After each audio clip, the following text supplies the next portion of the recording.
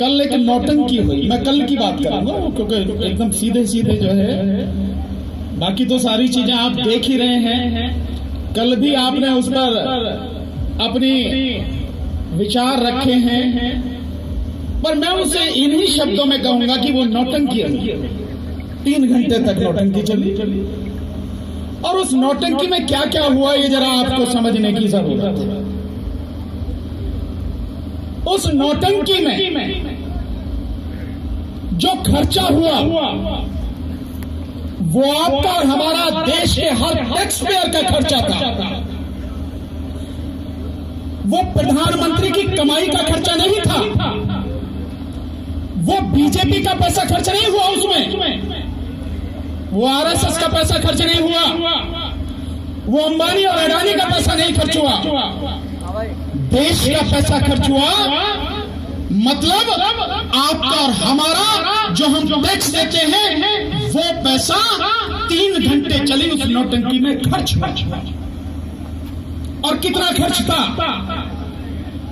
250 से लेके 300 करोड़ रुपए कल उस नौटंकी में खर्च हुआ, जिसके माध्यम से 9 करोड़ किसानों को 18,000 करोड़ रुपए देने की बात कही गई। ये सब बात कही गई। अगर आज की तारीख में आप सरकार की वेबसाइट जिसमें ये सारा आंकड़ा पड़ा होता है उसे आप देखेंगे तो आपको कोई सूचना उस पर मिलेगी नहीं, कोई सूचना नहीं मिलेगी आपको। तो आप क्या कहेंगे इसको?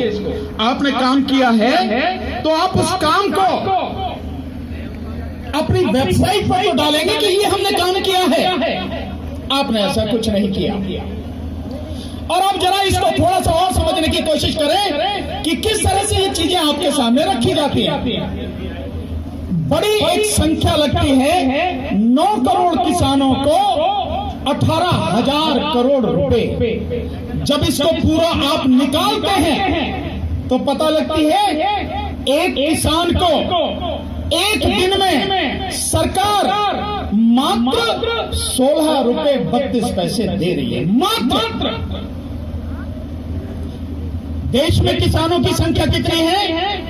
14 करोड़। सरकारी आंकड़े जो बताते हैं उसके हिसाब से संख्या कितनी है? 12.5 करोड़। दिया कितनों को आपने? केवल 9 करोड़ लोगों को, और 9 करोड़ लोगों को भी आपने केवल 16 रुपए 32 पैसे एक दिन में दी। अब जिनके पास कैलकुलेटर है वो जरा इसे कैलकुलेट करें कि 16 रुपए 32 पैसे एक किसान को आप दे रहे हैं तो एक दिन में किसानों को कितना पैसा आपने दिया? ये योग आता है 146 करोड़ 88 लाख रुपए। मात्र एक दिन में जो आपने पैसा किसानों को दिया, आपके हिसाब से बता रहा हूं, अभी किस पे पहुंचा है नहीं पहुंचा इसका कुछ नहीं पता, लेकिन जो आप कह रहे हैं, प्रधानमंत्री कह रहे हैं, उसी को अगर हम सही मान लें तो भी एक दिन में आपने 9 करोड़ किसानों को पैसा दिया। 146 करोड़ रुपए, 146 करोड़ 88 लाख रुपए। और आपने जो वो नौटंकी 3 घंटे करी, उस नौटंकी पे कितना पैसा खर्च हुआ? 250 से लेके 300 करोड़ रुपए 3 घंटे में। तो मतलब जो किसानों को आप 2 दिन में पैसा दे रहे हो, वो पैसा, उस पैसे को पहुंचाने की नौटंकी आपने 3 घंटे में करी। 3 घंटे में 250 से 300 करोड़ रुपए लोगों के आपने खर्च कर दिया। यह है सरकार का काम करने का ढंग, और यह है सरकार का काम करने का तरीका। और जो प्रधानमंत्री ने बोला, मैं समझता हूं हम में से हर कोई प्रधानमंत्री से ये उम्मीद जरूर करता है वो बोले तो सच बोले और सही बोले। लेकिन अफसोस कि देश के प्रधानमंत्री माननीय श्री नरेंद्र मोदी जी सुबह से लेकर शाम तक जो बोलते हैं झूठ बोलते हैं, झूठ के अलावा कुछ नहीं बोलते हैं। और कल भी उन्होंने यही झूठ बोला। मैं आपको बिल्कुल कानूनी तरीके से बताऊंगा कि क्या झूठ उन्होंने कल बोला। मैं जानता हूं कि समय ज्यादा यहाँ नहीं है, बहुत साथियों को बोलना है, पर फिर भी वो झूठ जरूर बताऊंगा आपको। जी बहुत बहुत शुक्रिया। मुझे कहा गया कि आप बताइए बात। तो जो झूठ उन्होंने बोला आप उसको जरूर समझे। एक तो ये बता दिया कि सर से कितना पैसा दे रहे हैं, उससे ज्यादा प्रचार में खर्च हो गया। प्रधानमंत्री ने ये बोला कि जो एग्रीमेंट है उस एग्रीमेंट में अगर किसान की, आप सुने उसको, 51 मिनट का वो उनका संबोधन है, उसमें कहा है कि उस एग्रीमेंट में किसान को ये छूट है, अगर किसान की फसल बर्बाद हो जाए तब भी व्यापारी को एग्रीमेंट के हिसाब से उसका पैसा देना होगा। प्रधानमंत्री जी, मैं चैलेंज कर रहा हूं आपको और आपके साथ में जितनी भी फौज हो अकलमंदों की, आपके लॉ मिनिस्टर के साथ में जितनी भी चौकड़े हो, एक्ट लेके बैठते हैं आप और हम, और उसमें सेक्शन 5 यानी कि धारा 5 जिसमें कीमत की बात कही गई है, उसमें कहीं नहीं लिखा कि अगर किसान की फसल बर्बाद हो जाएगी तब भी व्यापारी को उसका पैसा देना होगा। क्यों झूठ बोल रहे हो? आपको शर्म नहीं आती है? आपको कम से कम प्रधानमंत्री होते हुए देश की जनता से बोलते समय शर्म आनी चाहिए। आप किससे बात कर रहे हो? दूसरा झूठ प्रधानमंत्री ने बोला। दिक्कत यह है कि प्रधानमंत्री झूठ भी बोलते हैं तो बड़ी बेशर्मी से बोलते हैं, ये भी एक अजीब सत्य है। दूसरा झूठ प्रधानमंत्री ने बोला कि जो एग्रीमेंट है किसान और व्यापारी के बीच में जो होगा, व्यापारी उस एग्रीमेंट को नहीं तोड़ सकता, लेकिन किसान जिस समय भी चाहे उस एग्रीमेंट को तोड़ सकता है। मेरे साथी कुछ होंगे यहाँ पे, पढ़ा होगा आपने वो एक्ट जो है, और पढ़े और सरकार भी पढ़े, प्रधानमंत्री, क्योंकि वो तो अनपढ़ आदमी है, उनकी कोई बात की बुरा इसलिए नहीं मानता। पढ़ा लिखा हो तो बेचारा समझे भी, पढ़े भी, पर अनपढ़ आदमी की क्या बात का बुरा मानना, तो इसीलिए वो बोलते हैं उल्टा सीधा। तो उसमें जो सेक्शन 11 है, धारा 11, एग्रीमेंट वाले कानून की धारा 11, उसमें कहीं नहीं लिखा कि व्यापारी नहीं हट सकता और किसान चाहे कभी भी हट सकता है।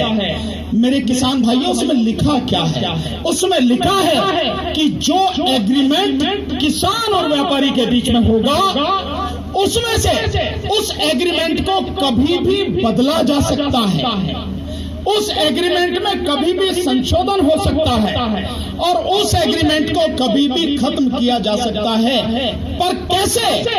जब उसका कोई जायज कारण होगा, रीजनेबल कॉज, जायज कारण होगा, तभी उसमें बदलाव होगा या उसे खत्म किया जा सकता है। और कैसे खत्म होगा? अंग्रेजी में 2 शब्द लिखे हैं, म्यूचुअल कंसेंट। म्यूचुअल का मतलब आपसी, कंसेंट का मतलब सहमति, यानी आपसी सहमति। तो आपसी सहमति 2 या 2 से ज्यादा लोग जो होते हैं उनके बीच में बनती है, अकेले की कोई आपसी सहमति नहीं होती। प्रधानमंत्री ने शब्द पढ़ाने, वो इसलिए तो मैं कहता हूं अनपढ़ आदमी उसकी क्या बात का बुरा मानना है? अनपढ़ आदमी। तो आपने म्यूचुअल कंसेंट पढ़ा नहीं, और पढ़ा है तो उसका अर्थ मालूम नहीं है, और आप बेवजह इस देश को गुमराह करना चाहते हैं। आपकी सारी चालबाजियां देश का हर व्यक्ति समझ चुका है, इसीलिए सड़क पर आज आपके खिलाफ सामने खड़ा है। और मैं दावे के साथ कहता हूं, खुल के कहता हूं कि आप चाहे जितना समाज को, देश को, किसान को, मजदूर को गुमराह करने की कोशिश कर ले, हम सब जानते हैं कि आपने अंबानी और अडानी जैसे उद्योगपति की चौखट पर गुलामी करना अपना धर्म कर रखा है। आप गुलामी करना चाहे तो करें, हमने गुलामी की है, न करेंगे और न ही गुलाम बनेंगे। समझ लेना चाहिए आपको। देश आपका है तो हमारा भी है, देश के हम भी नागरिक हैं, हम भी समझते हैं आप क्या कर रहे हैं। आपने अपने आंकड़े देखे नहीं हैं। प्रधानमंत्री कहते हैं फसल बीमा योजना, और उस नौटंकी के लिए कहां से लाए हुए, समझाए हुए। आपको ध्यान है जब एक बार छत्तीसगढ़ में जो एक महिला को लेकर आए थे कि हमारी जो है फसल की की हमें दुगनी कीमत मिल रही है। और पुण्य प्रसन्न वाजपेयी जी ने अगले दिन कैसे नंगा किया था प्रधानमंत्री को, आप जानते हैं सारा सब कुछ। ऐसे ही नौटंकी वाले कल बिठा रखे थे, जो किसान थे वो सारे के सारे, अभी आ जाएगी रिपोर्ट, आ जाएगी उनकी, मध्य प्रदेश की तो आ गई। और एक झूठ और अभी बताता हूं उसको तो, लेकिन एक झूठ और प्रधानमंत्री ने कहा, अब देखें चीजों को समझने की कोशिश करें। प्रधानमंत्री ने कहा जब से ये कानून लागू हुआ है तब से एक भी मंडी बंद नहीं हुई। अब शिवराज सिंह चौहान को भूल गए क्या? मध्य प्रदेश तो तुम्हारी सरकार है। शिवराज सिंह चौहान से पूछो कि वहां पर 369 जो छोटी मंडियां थी इस कानून के बाद में वो बंद हो चुकी हैं, और बड़ी मंडी 47 वो बंद हो चुकी है। अगर नहीं है आंकड़े तो जाके पूछो। इसीलिए मैं कहता हूं अनपढ़ प्रधानमंत्री है, क्या करें बेचारे का। भाई तुम्हारा प्रदेश है, मेरा तो नहीं है ना, तुम्हारी सरकार है, वहां पर तुम्हारा मुख्यमंत्री है, उससे पूछो जाके। 369 छोटी मंडियां मध्य प्रदेश में बंद हो चुकी हैं और 47 बड़ी मंडियां बंद हो चुकी हैं, और बाकी जो मंडियां हैं उनमें भी 60% काम कम हो चुका है। ये तुम्हारे आंकड़े हैं, मेरे आंकड़े नहीं है। क्या बता रहे हो आप? क्या समझ रहे हो कि जो नौटंकी तुम कर रहे हो उसके विषय को जानना नहीं चाहेगा, कोई कहेगा नहीं। आप प्रधानमंत्री हैं तो जो मन में आएगा कहेंगे सब मान लेंगे। नहीं प्रधानमंत्री जी, ये सोशल मीडिया और ये नई टेक्नोलॉजी जो है जिसके बलबूते पर आप यहां तक पहुंचे हो ईवीएम में गड़बड़ी करके, उसी सोशल मीडिया ने आपको ऊपर से नीचे तक पूरी तरह धोखे रख दिया, सब जानता है। यही है ना स्थिति। इसके अलावा जो प्रधानमंत्री बार बार बात करते हैं फसल बीमा योजना की, आप साथियों एक आंकड़ा इसका भी आपको बताता हूं। फसल बीमा योजना, इसका जो आंकड़ा अवेलेबल है उस आंकड़े की बात करते हैं। वो आंकड़ा ये है कि सन 2017 और 18 में जो फसल बीमा किया गया किसानों का 21 राज्यों के लगभग 2.5 करोड़ किसानों का, अंदाजा 2.5 करोड़ किसानों का आपने फसल बीमा योजना के अंतर्गत बीमा किया। फसल बीमा, जो बीमा कंपनियां हैं उनको कितना पैसा मिला, उनकी कमाई कितनी हुई, उनको पैसा मिला जिसको किसान, राज्य सरकार और केंद्र सरकार तीनों देते हैं। कुल मिलाके 7,900 करोड़ रुपए बीमा कंपनियों को मिला। 7,900 करोड़ रुपए। और किसान को क्या मिला?